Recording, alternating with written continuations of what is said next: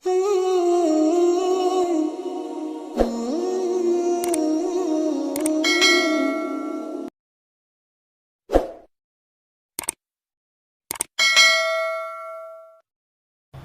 کو یوں راضی کیا جاتا ہے۔ ہمارا سال شروع ہوتا ہے، دیکھو جنوری بھی اللہ کا، محرم بھی اللہ کا۔ یہ تعصب کی بات ہے کہ وہ کافروں کا سال ہے یا ہمارا سال ہے۔ وہ جنوری سورج کے گرد گھومتا ہے، محرم چاند کے گرد گھومتا ہے۔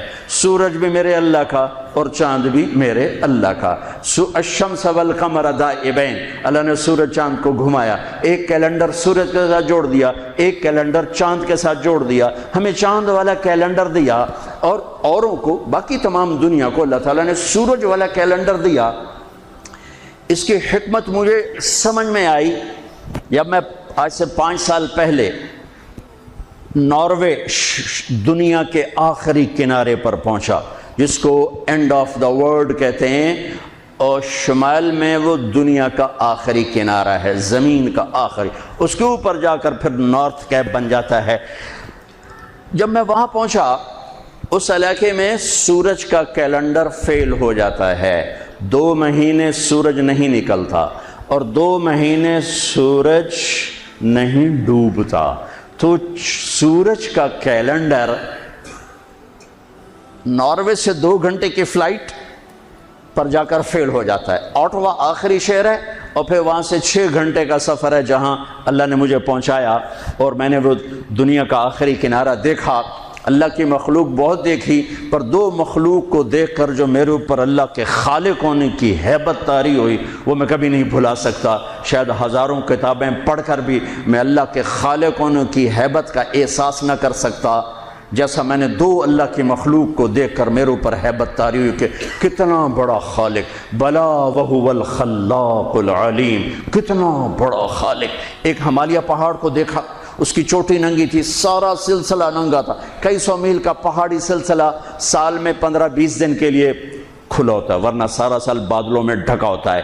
تو ہماری فلائٹ جا رہی تھی کھٹمنڈو سے ڈھاکہ، تو کیپٹن نے اعلان کیا کہ آج کے مسافر بڑے خوش قسمت ہیں کہ آج ہمالیہ اپنے پورے سلسلے کے ساتھ بالکل کھلا ہے۔ آپ دیکھ سکتے ہیں یہ سال میں 10-15 دن ہی کھلا ہوتا ہے، باقی بادلوں میں ڈھکا ہوتا ہے۔ جب میں ادھر بیٹھا تھا، جب اعلان سنا میں اس طرف گیا تو دیکھتے میں ایسے ہوا کہ میں نے اللہ کی ہیبت کا نظارہ جو وہاں دیکھا، ہزاروں کتابیں پڑھنے والا عالم مفسر وہ نہیں میں احساس کر سکتا، نہیں کر سکتا۔ میری آنکھیں پھٹ گئی اور میرے منہ سے بے ساختہ نکلا اللہ اکبر۔ مسجد میں نعرے لگوانا تو ویسی بڑی نادانی ہے کہ مسجد اللہ کا گھر، مسجد اللہ کا گھر۔ یہ ہمارے خطیب نعرے لگوا رہے ہوتے ہیں، ارے اللہ کے واسطے۔ ان خطیبوں کو بھی سمجھاتا ہوں، آپ کو بھی سمجھاتا ہوں، مسجد نعرے لگانے کی جگہ نہیں ہے۔ نعرے لگانے تو کہیں باہر لگاؤ، مسجد میرے اللہ کا گھر ہے، مقام ادب ہے، مقام ادب ہے، یہ نعرے بازی کی جگہ نہیں ہے۔ اللہ اکبر، بالکل میری آنکھیں پھٹ گئیں۔ اور دوسری دفعہ جب میں وہاں پہنچا شمالی آخری زمین کے کنارے پر، اور ایک دم میری نظر پڑی تو پھر میرے اوپر کپ کپی طاری ہوئی اور میرے منہ سے نکلا اللہ اکبر، یا اللہ تو کتنا بڑا ہے، تو کتنا بڑا ہے۔ وہاں جا کر مجھے پتا چلا کہ اللہ نے ہمیں چاند کا کیلنڈر کیوں دیا کہ وہاں سے لے کر اوپر تک سارے علاقے میں سورج کا کیلنڈر کہیں 2 مہینے کے لیے فیل ہو جاتا ہے، کہیں 4 مہینے کے لیے فیل ہو جاتا ہے، نہ نکلتا ہے جی، اور اگلے 4 مہینے میں ڈوبتا نہیں۔ تو اب رات ہے یا دن ہے کچھ پتہ نہیں، لیکن چاند وہاں پورے نظام کے ساتھ نکلتا بھی ہے، گھٹتا بھی ہے، بڑھتا بھی ہے، ڈوبتا بھی ہے۔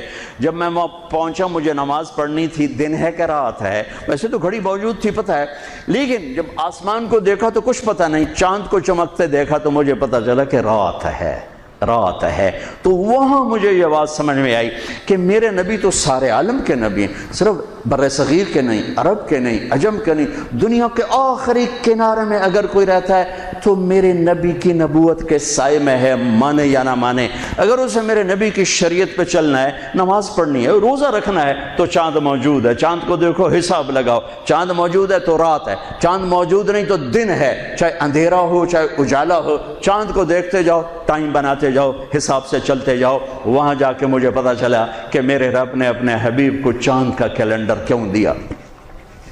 ہمارا سال محرم سے شروع ہوتا ہے، اور ایک بہت بڑے واقعے کے ساتھ وہ آ کر ہمارے دل دماغ پہ چوٹ مارتا ہے کہ زندگی اسی کی قیمتی ہے جو اللہ کو راضی کرتے ہوئے دو پہ لگا دے۔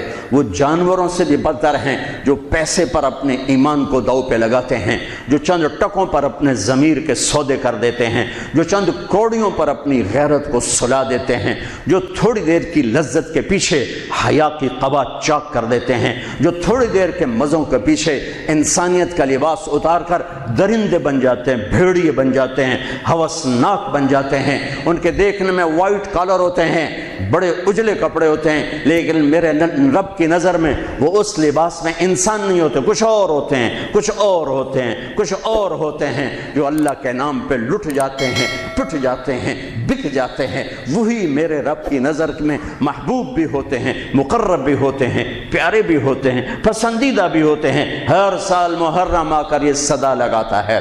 میرا اللہ چاہتا تو میرے نبی کے نواسے کی شہادت سفر میں ہوتی، ربیع الاول میں ہوتی، 11 مہینے نہیں پڑے ہوئے، ربیع الثانی میں ہوتی، جمادی الاولی میں ہوتی، جمادی الثانی میں ہوتی، رجب میں ہوتی، شعبان میں ہوتی، رمضان سب سے بہترین مہینہ رمضان میں ہوتی، شوال میں ہوتی، ذوالقعدہ میں ہوتی، ذوالحج میں۔ محرم میں کیوں رکھا ہے کہ ہر سال، ہر آنے والا سال، ہم تو اندھے ہو کے گزر جاتے ہیں اپنے سال سے، اور جنوری کے سال میں سارے بیدار ہوتے ہیں، ٹھیک ہے، وہ بھی میرے اللہ کا بنایا ہوا ہے، یہ بھی میرے اللہ کا بنایا ہوا ہے، لیکن اس نے اس امت کی جھولی میں محرم کو ڈالا اور باقیوں کی جھولی میں جنوری کو ڈالا۔ اللہ تعالیٰ نے اس مہینے کے اندر، اگرچہ یہ مہینہ شروع سے کوئی مقدس چلا آ رہا ہے، محرم میں اللہ نے آدم علیہ السلام کی توبہ کو قبول کیا۔ محرم اماں ابا کی ملاقات ہوئی 10 محرم میدان عرفات میں۔ دوسرا بڑا واقعہ 10 محرم نوح علیہ السلام کی کشتی جودی پہاڑ پہ جا کر ٹکی۔ اس کے بعد تیسرا بڑا واقعہ 10 محرم موسیٰ علیہ السلام نے سمندر پار کیا اور فرعون ڈوبا۔ چوتھا بڑا واقعہ 10 محرم یونس علیہ السلام مچھلی کے پیٹ سے باہر نکالے گئے اور اللہ تعالیٰ نے ان کی حفاظت فرمائی۔ ایک پوری فہرست ہے، میں نے آپ کو 3-4 سنا دیے۔ اور پھر اس سب پر چھا گیا میرے نبی کے نواسے اور پورے خاندان کی شہادت۔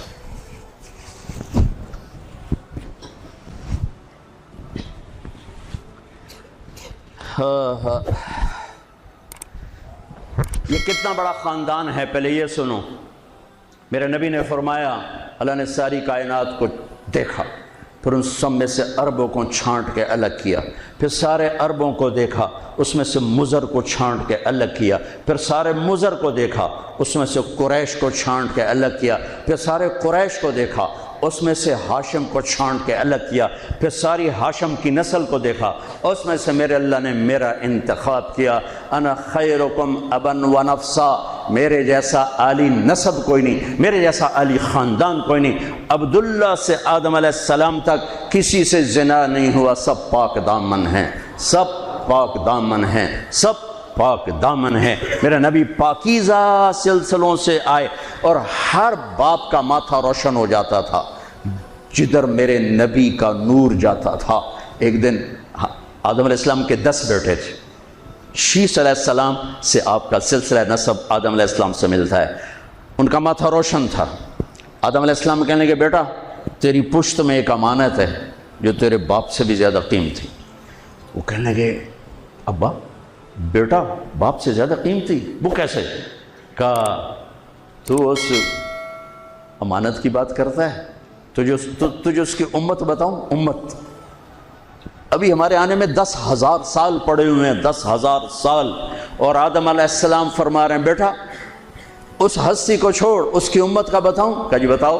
کہا میں نے ایک خطا کی، میرے کپڑے اتار دیے، وہ ہستے اس کی امت روزانہ خطائیں کریں گے، اللہ ان کے کپڑے نہیں اتارے گا۔ میں نے ایک خطا کی، مجھے بیوی سے جدا کیا، وہ سارا دن گناہ کریں گے، اللہ ان کی بیویوں سے انہیں جدا نہیں کرے گا۔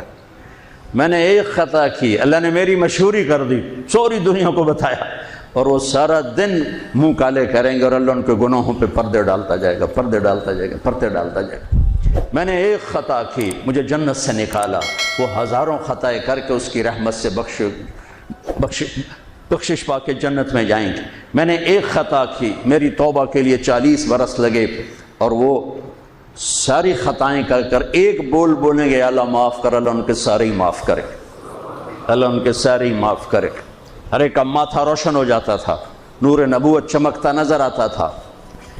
اس لیے بہت بڑے علماء کی بڑی مضبوط دلائل ہیں کہ آزر، اگرچہ نسب نامے میں آزر ہی آتا ہے، لیکن آزر آپ کے چچا ہیں، باپ نہیں ہیں، چچا ہیں، چونکہ چچا کو بھی اب کہتے ہیں، باپ کے لیے والد کا لفظ ہے، والد صرف باپ کو کہتے ہیں، اور اب چاچے کو بھی کہتے ہیں، باپ کو بھی کہتے ہیں، دادے کو بھی کہتے ہیں۔ نعبد الہک و الہ آبائک ابراہیم و اسماعیل و اسحاق الہا واحدا۔ یعقوب علیہ السلام کی اولاد کہہ رہی کہ ہم آپ کے ابا کے رب کی عبادت کریں گے، کون؟ ابراہیم، اسماعیل، اسحاق۔ ابراہیم دادا، اسماعیل چاچا، اسحاق والد۔ وکان ابوہما صالحا، وہ میں نے دیوار سیدھی کر دی کہ ان کا باپ نیک آدمی تھا، 7ویں پشت کا دادا، اس کے لیے اب کا لفظ استعمال ہو رہا ہے، اب کا لفظ استعمال ہو رہا ہے۔ اور ابراہیم علیہ السلام بیت اللہ بنانے کے بعد دعا مانگ رہے، ربنا اغفر لی ولوالدی۔ ان کے باپ اگر کفر پہ مرے ہوتے تو ابراہیم علیہ السلام یہاں یہ دعا نہیں مانگ سکتے تھے کہ اللہ مجھے معاف کر، میرے والدین کو معاف کر، ربنا اغفر لی ولوالدی یوم یقوم الحساب۔ اس دعا کا مانگنا، یہاں والد کا لفظ استعمال کیا، باپ کا لفظ، اب کا لفظ استعمال نہیں کیا، والد کا لفظ استعمال کیا کہ والد صرف باپ کو کہتے ہیں، اب چاچے کو، دادے کو، پردادے کو، سب کو اب کہا جا سکتا ہے۔ تو بڑے بڑے علماء کی رائے ہے کہ آپ کی نسل میں کوئی بت پرست نہیں آ سکتا، سب یا دین فطرت ہے یا کوئی یا ایمان ہے، یا دین فطرت بھی ایمان ہے کہ بت پرستی سے پاک ہیں۔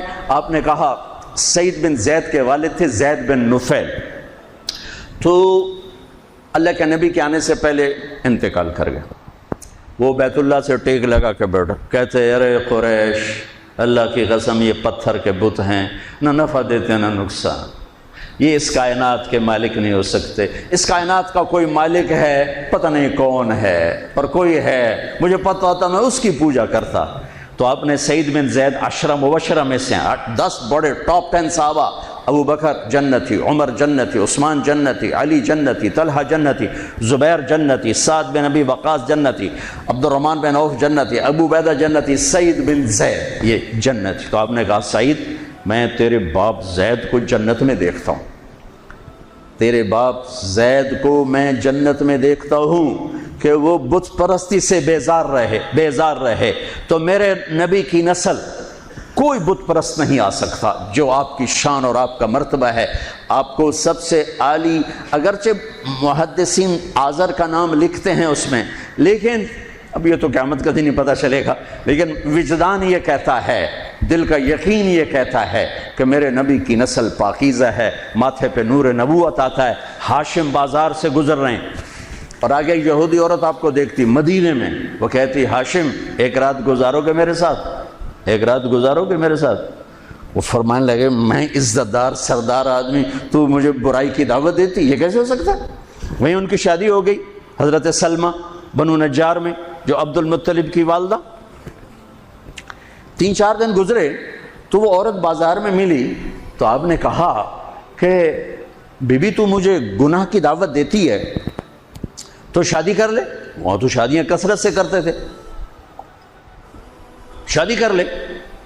اس نے یوں دیکھا، کہنے لگی ہاشم مجھے غلط نہ سمجھو، میں بہت عزت دار ہوں، عزت دار ہوں، میں نے تیرے ماتھے پر آخری نبی کا نور دیکھا تھا، میرا جی چاہا وہ میرے پاس آ جائے، لیکن وہ تو سلمہ لے گئی، مجھے کوئی حاجت